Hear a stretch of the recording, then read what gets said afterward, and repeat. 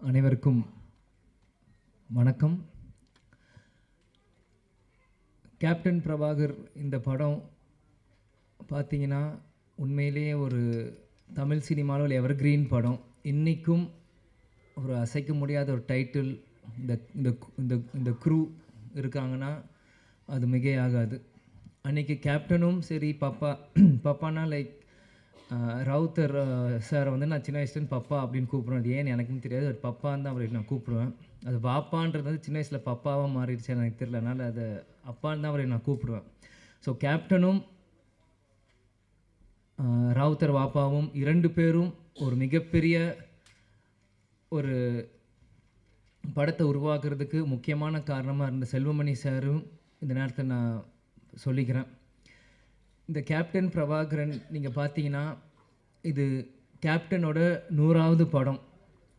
ஆனால் கேப்டன் மறைந்து ரீரிலீஸ் ஆகி இது கேப்டனோட முதல் படமாக நம்ம எல்லாருமே அதை கொண்டாடணும். கேப்டன் நடித்தது 156 படம். அதில் 100வது படம் கேப்டன் பிரபாகரன் தான் இது முதல் படம். இதே மாதிரி இன்னும் அவர் நடித்த 150 படத்துக்கு மேலேயும் இனி ஒரு வருஷம் அதை ரீரிலீஸ் பண்ணி இப்போ இருக்க யங்ஸ்டர்ஸ்க்கும் இப்போ இருக்க ஜென்ரேஷன் இந்த மாதிரி ஜென்சி கிட்ஸ் அப்படின்னு சொல்கிற மாதிரி இப்போ இருக்க ஜென்ரேஷன்ஸ்க்கு அன்றைக்கி கோல்டன் பீரியடில் சினிமா இன்றைக்கி வந்து டிஜிட்டலாக இருக்குது. அன்றைக்கி ரீல் காலத்தில் ரீல்ஸ் செல்வமணி சார் சொன்ன மாதிரி அன்றைக்கி எப்படிலாம் கஷ்டப்பட்டு இந்த மாதிரி ஒரு படைப்பை உருவாக்குனாங்களோ இன்னி இருக்க ஜென்ரேஷன்ஸ்க்கும் ஃபிலிம் இன்ஸ்டியூட் ஸ்டூடெண்ட்ஸ்க்கும் இது ஒரு கேஸ் ஸ்டடி மாதிரி இந்த படங்கள் ரீரிலீஸ் பண்ணும்போது தான் அப்பற்பட்ட 80s 90s அந்த இருக்க டைரக்டர்ஸ் ப்ரொடியூசர்ஸில் எப்படிலாம் கஷ்டப்பட்டு ஒரு படத்தை எடுத்தாங்களோ இப்போ இருக்க யங்ஸ்டர்ஸ்க்கு அது நிச்சயமாக அது புரியும்.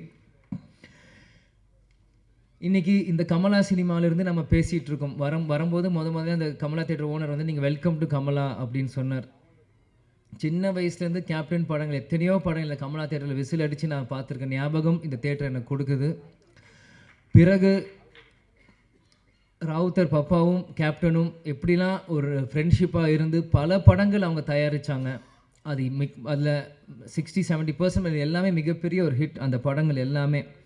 அதே மாதிரி பார்த்தீங்கன்னா கேப்டன் பிரபாகர் டெக்னீஷியன்ஸ் அப்படின்னு பார்த்தீங்கன்னா இன்றைக்கி இவங்க எல்லாருமே சினிமாவின் ஜாம்பவான்களாக இருக்காங்க. நம்ம எல்லாருமே ஒரு டைம் ட்ராவல் பண்ணி ஒரு 34 இயர்ஸ் முன்னாடி போவோம்.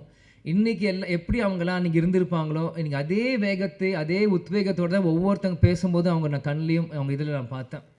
இன்றைக்கி ஏன்னா இந்த படத்தோட ஃபைட் மாஸ்டர் சுப்ரசூரியன் சாராக இருக்கட்டும், கேமராமேன் ராஜராஜன் சாராக இருக்கட்டும், ஏன்னா எல்லாருமே எனக்கு சின்ன வயசுலேருந்து எனக்கு பரிச்சயம். எனக்கு எல்லாருமே தெரியும். கேப்டன் இங்கே இருக்க ஒவ்வொருத்தரும் மேடையில் இருக்காங்க. இந்த படத்துக்காக உழைச்ச ஒவ்வொருத்தையும் கேப்டன் எப்படியெல்லாம் அவங்கள வந்து இன்றைக்கி இவங்க எல்லாருமே கேப்டனை பற்றி புகழ்ந்து பேசுகிறாங்க. ஆனால் கேப்டன் ஒவ்வொரு நாள் ஷூட்டிங் முடித்து ஒவ்வொரு ஷார்ட்ல இருந்தும் இன்றைக்கி எப்படி ஃபைட் நடந்து எங்களை எல்லாருமே கூப்பிட்டு எங்களுக்கு சொல்லுவார், அப்பா எப்படிலாம் இந்த படத்தை நாங்கள் பண்ணியிருக்கோம். ஏன்னா இன்றைக்கி மன்சூர் அலி சார் அண்ணன் சாராக இருக்கட்டும், இன்றைக்கி செல்வமணி சாராக இருக்கட்டும், லைக்கத் அலி அண்ணன் சாராக இருக்கட்டும், எல்லாருமே இன்றைக்கி என்னென்ன பேசுகிறாங்களோ இது எல்லாமே எனக்கு தெரியும். ஏன் இதை நான் சொல்கிறேன்னா அப்பா வந்து இது ஒன்றுமே எங்கள்கிட்ட வந்து சின்ன வயசில் எங்களை வந்து ஷேர் பண்ணுவார். எல்லாமே இன்றைக்கி ஷூட்டிங்கில் என்ன நடக்குது, இன்றைக்கி எப்படி அந்த ஷார்ட் இன்றைக்கி எப்படி நடந்தது அப்படின்ட்டு. ஸோ இது எனக்கு வந்து ஒரு டைம் ட்ராவல் ஆன மாதிரி தான் எனக்கு இருக்குது. இன்றைக்கி ஒரு 30 வயசு மேலே எனக்கு வந்து நான் பேசுகிறப்போ அன்றைக்கி நான் குழந்தையாக இருந்தப்போ எனக்கு என்னெல்லாம் இந்த படத்துக்கு பண்ணாங்களோ எல்லாமே எனக்கு வந்து டைம் ட்ராவல் இருக்கிற மாதிரி இன்றைக்கி இருக்குது.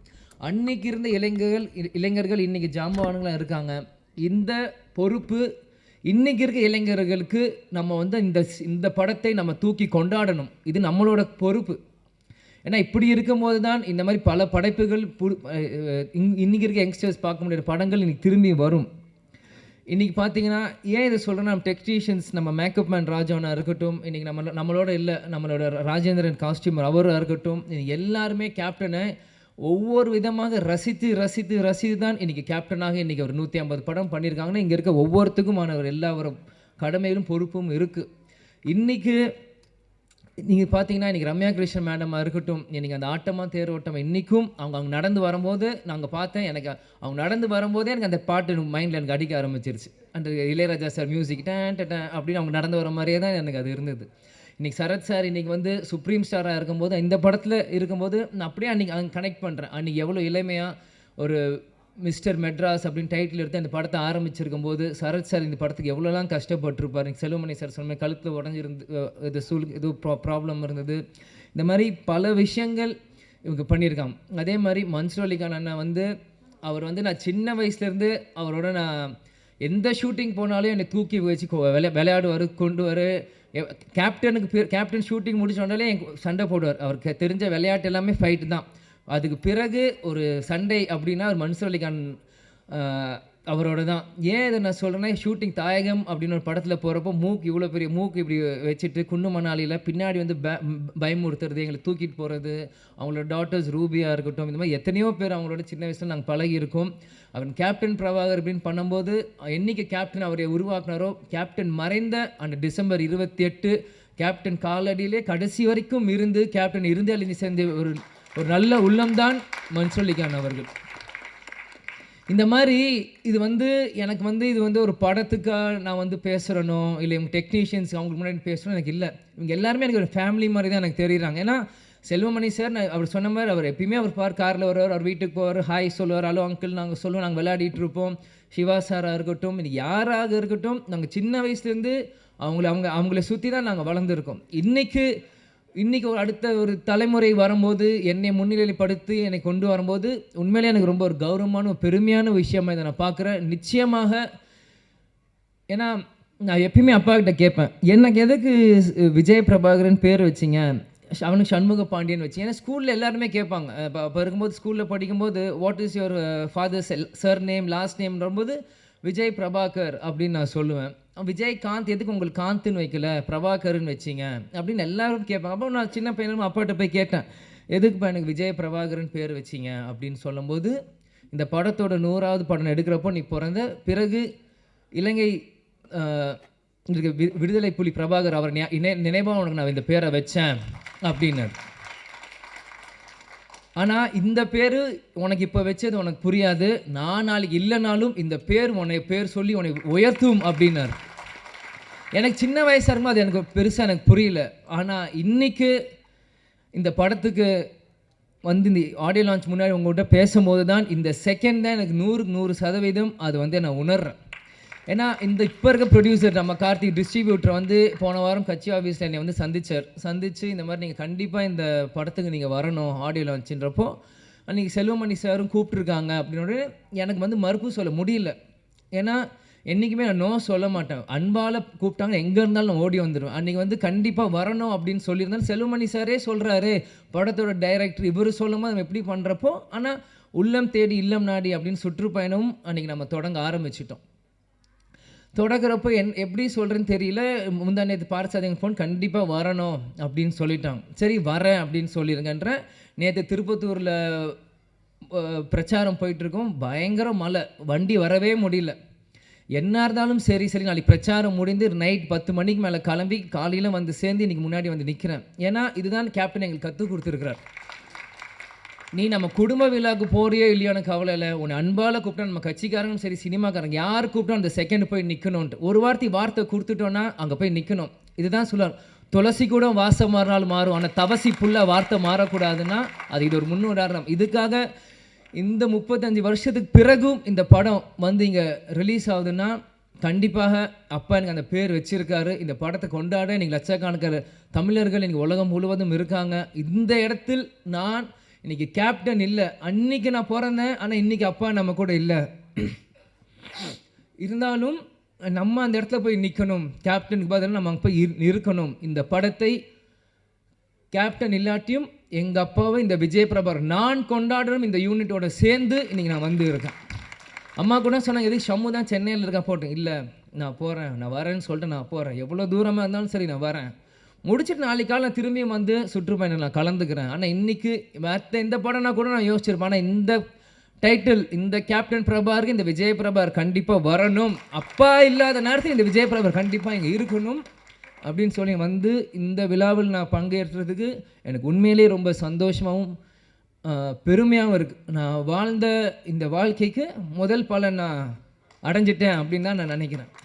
ஏன்னா சின்ன வயசுலேருந்து எல்லாருமே என்னை வந்து பிரபாகரன் பிரபாகரன் பிரபாகரன்ற போது நீ அந்த படத்தப்போ பிறந்த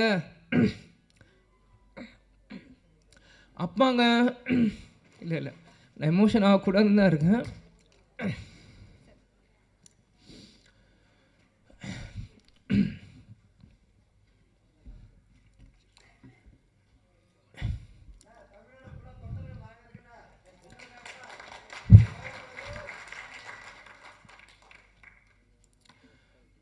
கேப்டன் எங்கேயும் போல, நம்மளோட தான் இருக்கார். இவங்க இவ்வளோ நேரம் நம்ம எல்லாரும் பேசினாங்களே, இதுதான் கேப்டன். கேப்டன் எல்லார் உள்ளத்துலேயும் இருக்கார்.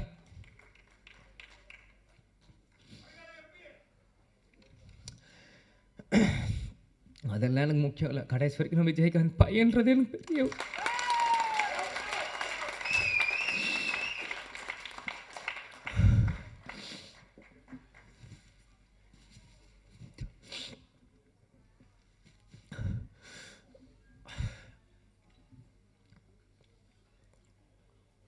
ஏன்னா சிங்கம் புலி என்ன சொன்ன மாதிரி தான்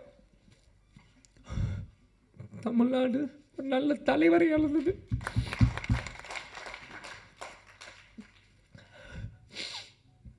சாரி. ஏன்னா நான் அப்பா இறந்து 1 வருஷம் ஆயிடுச்சு, இன்னும் அழுதுட்டு இருக்காங்க. நிறைய பேர் கிண்டல் பண்ணுறான். இந்த உயிர் கடைசி செகண்ட் உலகத்தில் இருக்க எங்கள் அப்பாவை நினச்சிட்டே தான் இருப்பேன். எங்கள் அப்பாவை நினச்சி தினந்தோறும் நான் அழுவேன். அது எந்த அசிங்கமும் இல்லை, எந்த கோலத்தனமும் இல்லை.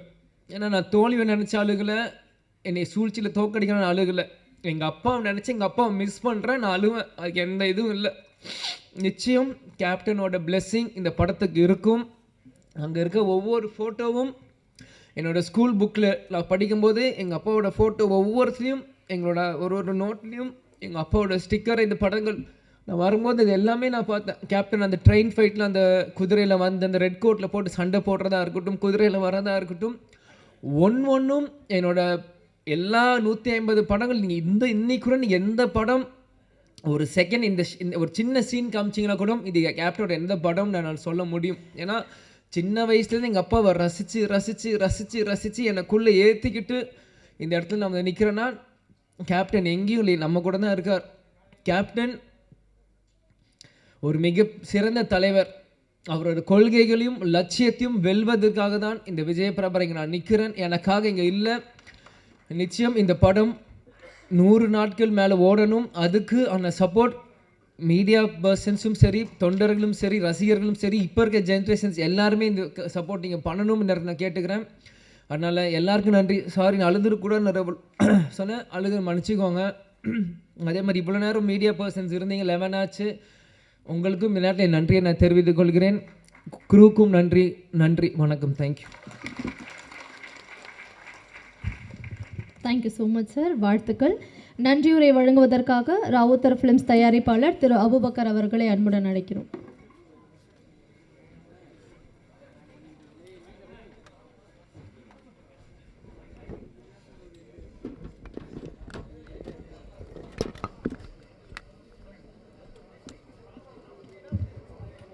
வணக்கம்.